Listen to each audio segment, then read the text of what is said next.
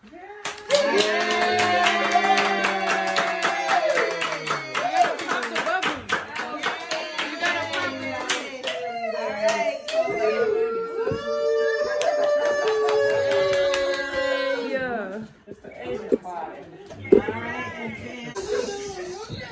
am I doing? We scared. Blessings. It is fabulous to be here with you today. I am so glad you chose to join me on Pizzo's Pages. Dream big is the whole theme of this vlog. So what are you dreaming big for? What are you dreaming big for? Put some comments below to tell me what you're dreaming big for. And I'll tell you what I'm dreaming big for is to get an agent. I have been querying. It's been a journey. YouTube, Twitter, going to conferences. There hasn't been a year in those, I would say in the last 7 to 10 years that I haven't gone to a writer's conference. Sometimes it might be locally. Right now, it might even be on Zoom because that's what we're having to do right now in this coronavirus time frame is enjoy a conference online. But I try to go to conferences. I'm constantly reading books. And yeah, you're trying to look for the secret sauce in books. What is it that makes this book be what it is? What works with it? What doesn't work? I've done all of that while continuing to produce writing, having goals, saying, oh, I'm working on this one book, I'm working on this book, I'm working on that book, finishing the book. This past year, I got an idea for a book. And I was like, oh, I love this idea. I'm gonna commit to getting up every morning, 5 a.m., write this book until it's time for me to get ready for work. And I want it to be at least 65,000 words. That's about 250 pages. So I committed to doing that and I had the idea. It took me 3 months to completely finish the book. And my girls, my writing group, they read through it, looked at it, critiqued it, I improved it. Then I went through this phase where I felt like I really had something, but I wanted to put it in someone's hands that was industry, that was in the publishing field. So I hired an editor. I hired an editor to give me developmental edits, to look it over, tell me what she thought, and tell me how it would position. I did. And there are videos on that. And it really did end up being a great process. They're just talking and talking and talking. Well, thank you. I'm trying on some different makeup. It looks okay? It looks really good. Ooh, so I'm gonna have to tell them I'm typically allergic to. So the editor did a great job. And it was time to query. I felt like after she went through it, gave me a lot of tips. I did another round of revision with my writing group. And it's amazing. I started querying with Wisdom House. And on Twitter, if you go to my Twitter, pretty much almost every Saturday, I will put out a to-do list. All the things I'm doing for the day as a mom, a wife, a writer, a reader. And so I did just that. I put out my to-do list on Twitter, and on there I listed querying, sending out 5 queries today. Okay. An agent slid into my DMs. Now this is not the first time this has happened for me. I've had agents contact me before through my Twitter DMs to say, hey, I love your platform, which is Light, Love, and Laughter. I love your platform. If you're writing anything, I would love to read it. So the agent slid into my DMs and said, hey, what are you querying? And I said, oh, wow, this is so incredible. And I just gave her a little quick one-line pitch all through Twitter DMs. And she said, oh, I would love to read whatever you got. If you want to, you can send me 10 pages or so and I'll review it. And I thought, oh, this is nice. The funny thing about it is when you're doing the research for an agent, you usually develop a list of your top 10 agents, okay? And then, of course, you have everybody else. Because all you need is one yes. You can query 5 million agents if you want to, but you only need one yes. I had a list of top 10. This agent was in my top 5 of the top 10. However, when I reviewed their wish list, because you can go on manuscript wish list, and you can see exactly what agents are looking for. Okay, they might say, I'm looking for humorous picture books. I'm looking for adult women's fiction that is commercial. I'm looking for romance. I'm looking for mysteries. I'm looking for a middle grade sibling friendship book. And so I went on her wish list several times, and the type of book I wrote was not listed in her wish list. So I thought, she's been nice. Over 4 years of us cultivating a relationship, she often would do Ask a Agent, where we could ask questions through Twitter, and she would answer questions. I saw her at a writer's conference once. We were going to get together. One time I was in her location, and I had been tweeting about it. And we had been back and forth for several years at that point, and we were going to try to get together and just connect on that level, just so we could talk books and industry.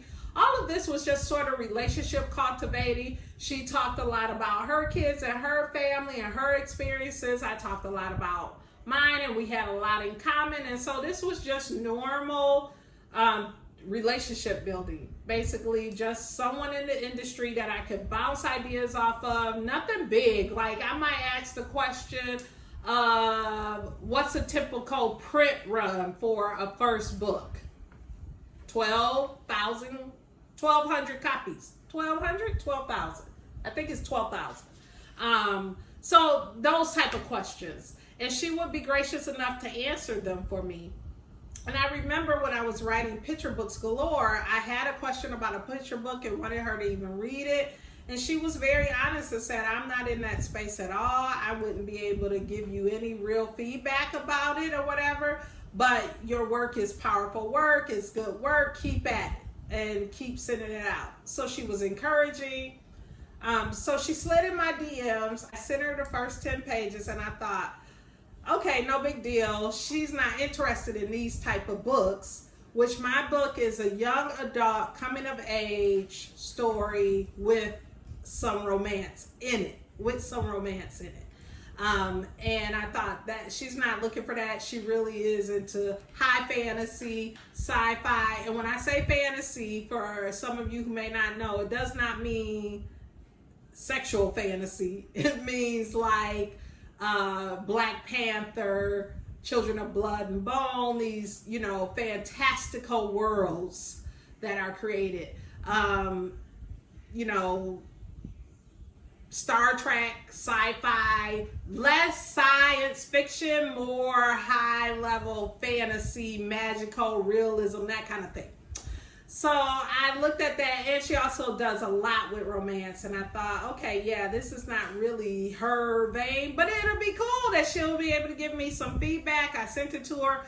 In the same week that this occurred, Pit Mad occurred, which is a pitch party on Twitter where if you've written a book and gone through all of the stages of it being ready to have industry eyes on that book, where you put your book out there and people can like it, including agents, and if they like it, that gives you permission to send your work to them, and it kind of goes to the top of their list because they participated in Pitch Mad or Pit Mad, hashtag PITMAD. That occurred that week, and because that occurred that week, I put out my book. I actually put out 2 books. I put out a middle grade that was finished, and I put out the young adult Wisdom House, and I received 5 agents for each one.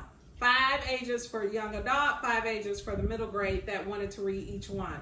And I'm doing this in the midst of working full-time, parenting in coronavirus land, feeding 5 million times to 5 million kids, helping maintain some sanity during these, times I was thrilled and I needed to send off their whatever their requirements. It might have been 25 pages. For some, it might have been 50 pages, but I need to send off requirements.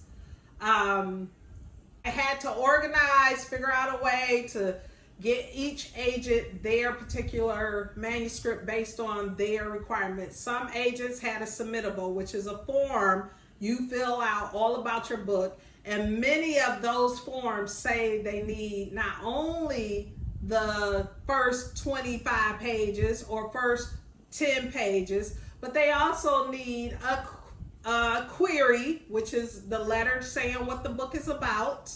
They also, it's succinct, one pager.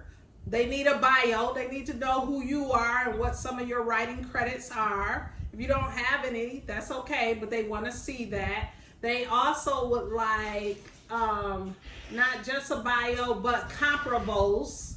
Comparables, that is a comparison to your book. Where would your book fit on the shelf with other current books? What is this similar to?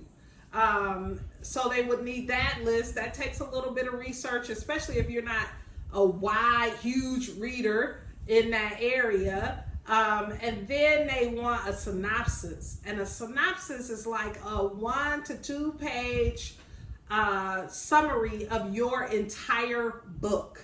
So just think, you're taking a 65,000 word book and narrowing it down to what? 300 words. That's ultimately what a synopsis is. Well, I hadn't written a synopsis, and I had all these agents wanting to read both books. And so that took a little bit of time to get the synopsis written. And I had to revise it. I had to give it to my writing group, have them read through it, give me some pointers and tips. So it was just a whole lot of different things going on there. This all was happening in the midst of the George Floyd murder and the Breonna Taylor murder and the Ahmaud Arbery murder. It was all happening within that same time frame. And so PitMad asked for a special hashtag BVM, Black Voices Matter. If you were an African American writer writing African American stories, I did include that on my hashtag.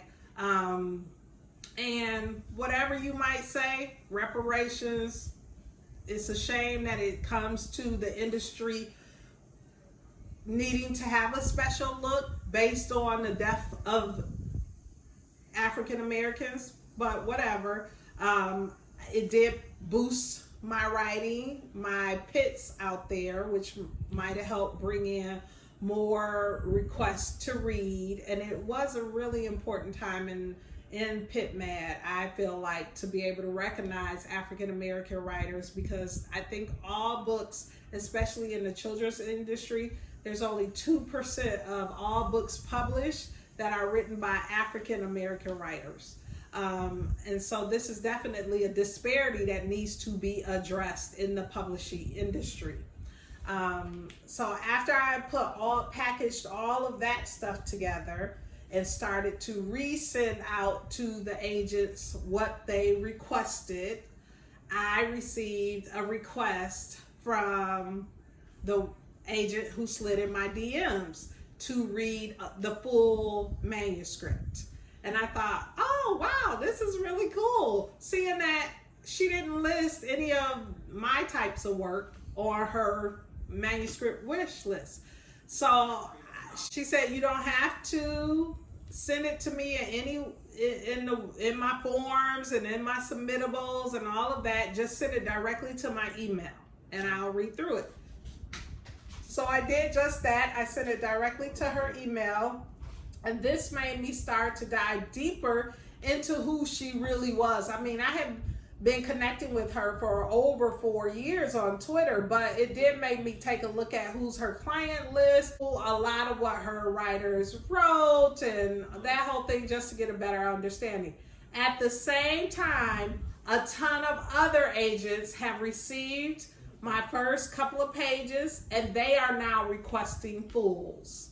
And so I'm trying to package the full proposal, manuscript, and the whole thing based on what their requirements are, following all of their guidelines, and send it out to them. And then the very big thing happened.